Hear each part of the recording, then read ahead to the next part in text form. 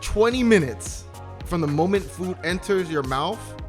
It takes 20 minutes for your brain to say you're full.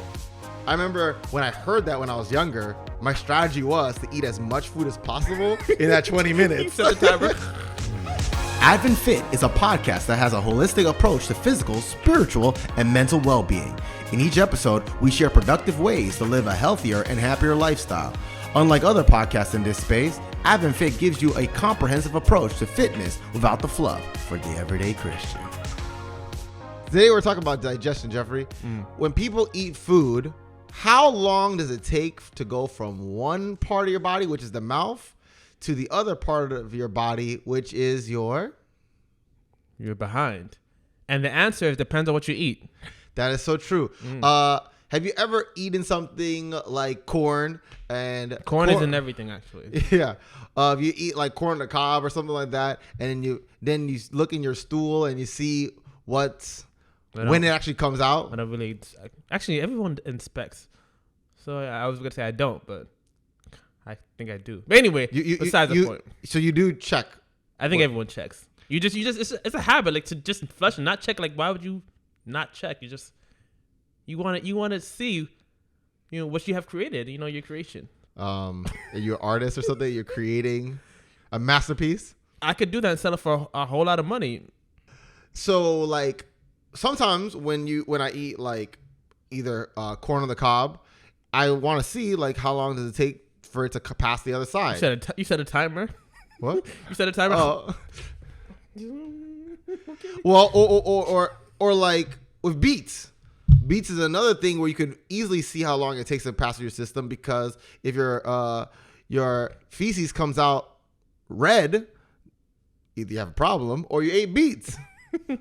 Exactly. And so how long does the process take? People also say that you could even try charcoal.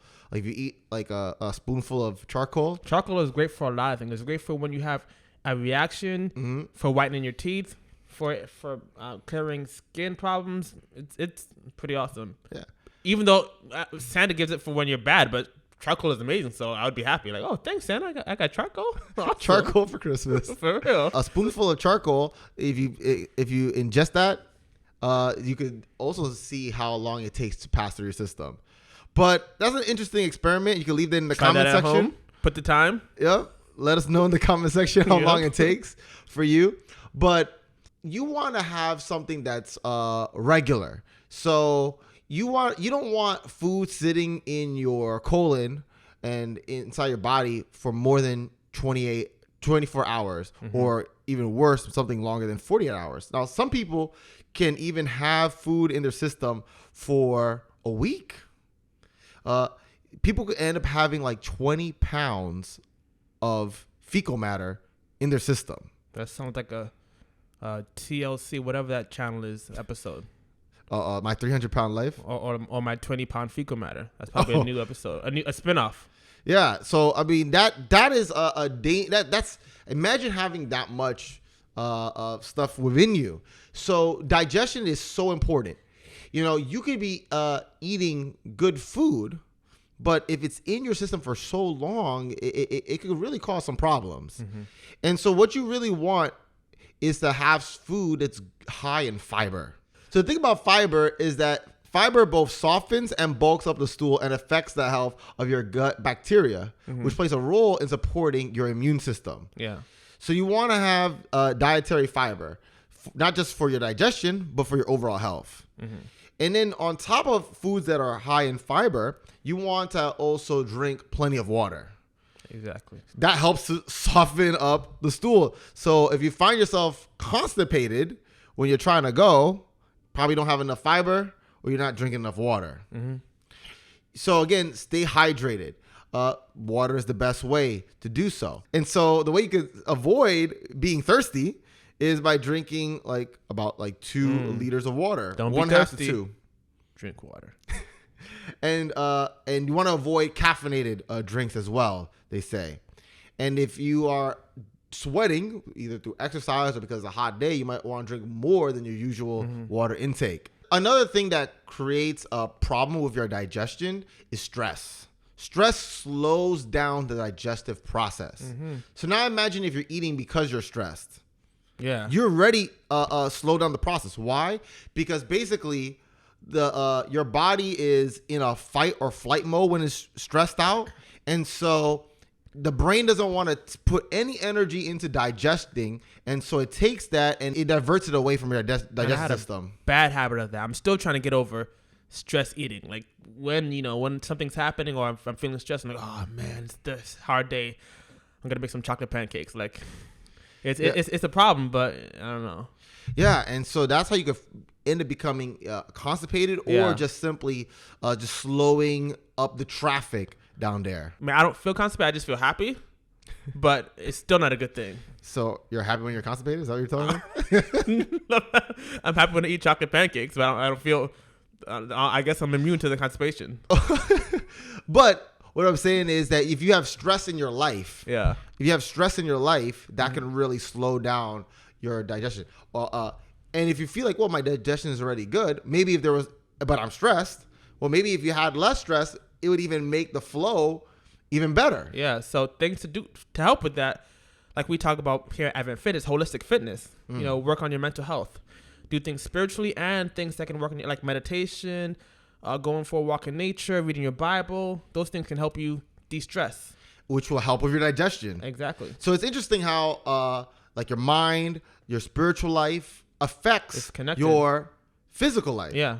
And so you want to be able to de-stress to digest. And actually, if you guys sign up for the AdventFit email list, you can find 50 ways to live a happier and healthier life. Smart. You want to be careful on slowing down the digestion because you don't want to create a traffic jam of backed up food. That's not good anywhere. Traffic jam is not good in real life or in your body. It's very comfortable. Because you have 30 feet of digestive tract.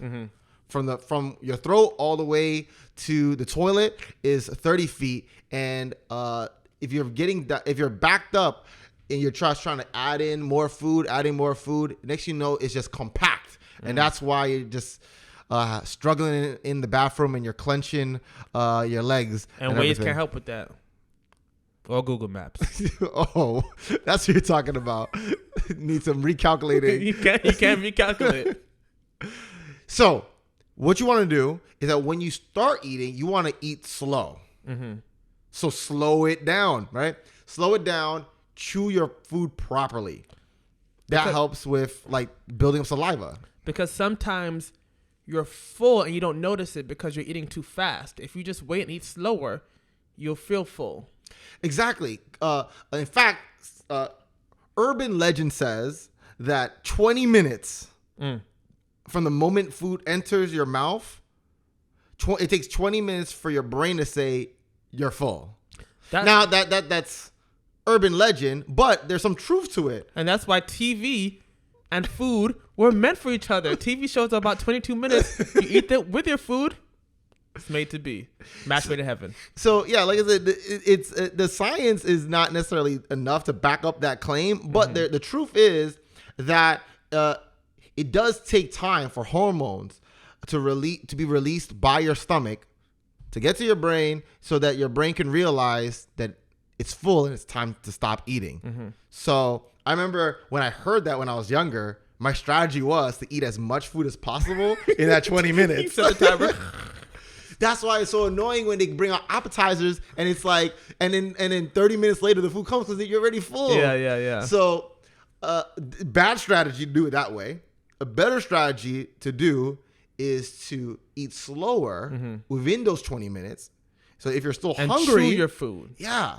And if you're still hungry, then you know that you truly are hungry. Yes. And that you need more food. But again, what helps with the craving sometimes is drinking that water beforehand. Yeah. Because sometimes you think you're hungry, but you're really dehydrated. Yep. One study of healthy people showed that moderate exercise such as cycling, jogging, like simple moderate exercise, nothing crazy, increase the gut transit by nearly 30%. More traffic talk. Yes. Gut transit sounds like a news traffic report. Here on the gut transit, it's increased by 30%. You know how much faster 30% is? That's hours, Jeff. Yeah. If your digestion normally takes 24 hours and you increase the speed by 30%, that's over 7 hours. Wow. That the food is able to pass out of your system.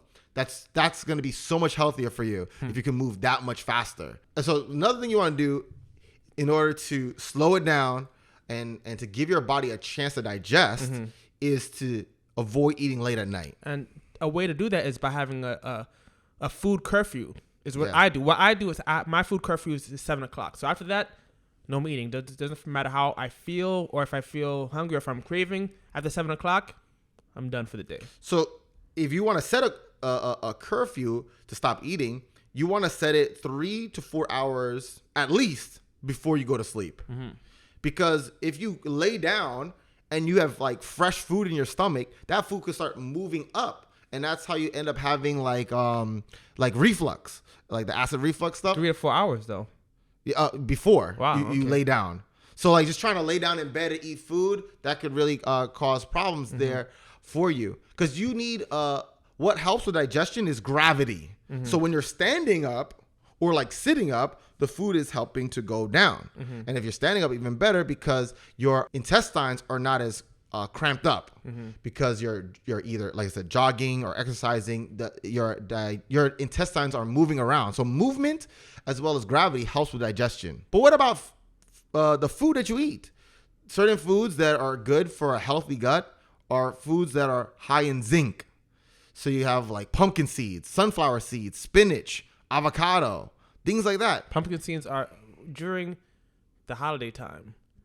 Actually, people don't really make that many like out of fresh pumpkins, but eating a pumpkin, then taking the pumpkin and putting cinnamon and sugar or whatever on it and roasting it is delicious. I mean, that's besides the point. I'm talking about pumpkin? I'm talking about pumpkin seeds though. Yeah, pumpkin seeds. Like after you finish with the pumpkin, you take the pumpkin seeds out and put it in the oven and put those flavors on them, and it's delicious. Okay, so yeah, so taking advantage of those. For me, I just always ate the pumpkin seeds raw, but yeah, you could flavor it if you want. Yeah. But the point is, you want to increase your zinc because that helps with your gut.